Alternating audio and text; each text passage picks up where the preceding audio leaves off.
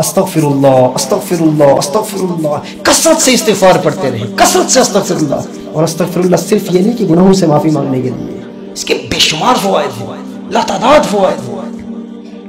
हज़रत नूह अलैहिस्सलाम ने इसी का फ़ायदा औलाद की तरबियत के हवाले से आपने इरशाद फरमाया औलाद में बरकत के लिए भी इस्तिगफार है।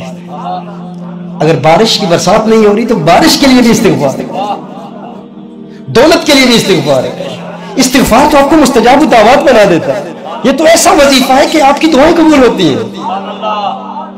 इस्तिगफार की कसरत करें, अस्तगफिरुल्लाह अस्तगफिरुल्लाह अस्तगफिरुल्लाह। अल्लाह जल्ल व अला के इसम में, इसमें ज़ात में बरकत है। हज़रत अबू बकर शिबली अलैहि रहमा के दौर का भी एक वाक़या है कि अबू अली सीना उनकी महफिल में बैठा है और अबू बकर शिबली रहमहुल्लाह अल्लाह के कलाम पर बात कर रहे हैं कि अल्लाह का कलाम मुअस्सिर है, इसमें असर है। अल्लाह जल्ल व अला के इसम में, इसमें ज़ात में बरकत है, इसमें असर है। और अबू बकर शिबली रहमहुल्लाह ने इरशाद फरमाया कि अल्लाह के कलाम में असर है।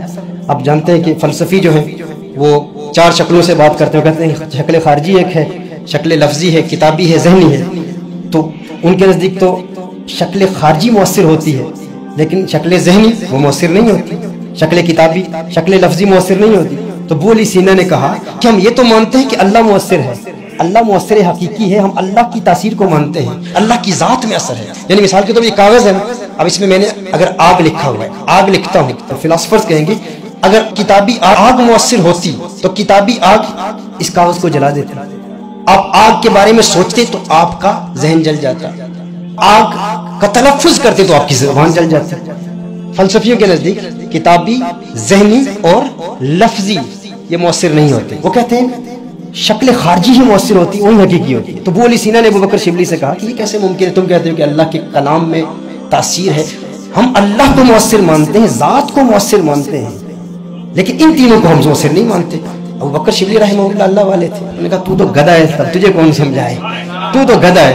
जब गधा कहा ना तो उसका चेहरा बदल गया, चेहरे का रंग बदल गया, गुस्से में आ गया। तो अबू बकर शिबली रहमहुल्लाह ने फरमाया देखता नहीं है अगर गधे का नाम तेरे चेहरे का रंग बदल सकता है तो अल्लाह का नाम दिलों का जंग दूर क्यों नहीं कर सकता। अल्लाह का नाम दिलों का जंग दूर क्यों नहीं कर सकता।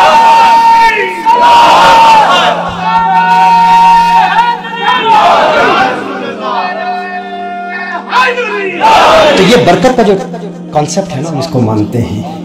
मैंने जो शुरू में कहा था ना आपको, डिप्रेशन के मर्ज में जो लोग मुब्तला हैं, इस इब्तला की एक वजह यह है कि लोग रात को जागते हैं, सुबह सोते हैं। हज़रत इब्राहीम बिन अदहम रज़ी अल्लाह ताला अन्हु का एक मुनाजरा हुआ, एक डिबेट हुई, डिस्कशन हो रही थी एक बंदे के साथ, और वो बरकत के कंसेप्ट को नहीं मांगता था। वो कहता था बरकत कुछ भी नहीं है, बरकत क्या होती है, बरकत के वजूद का मुनकिर था। आपने फिर बरकत कुछ नहीं है, कहा कुछ नहीं है।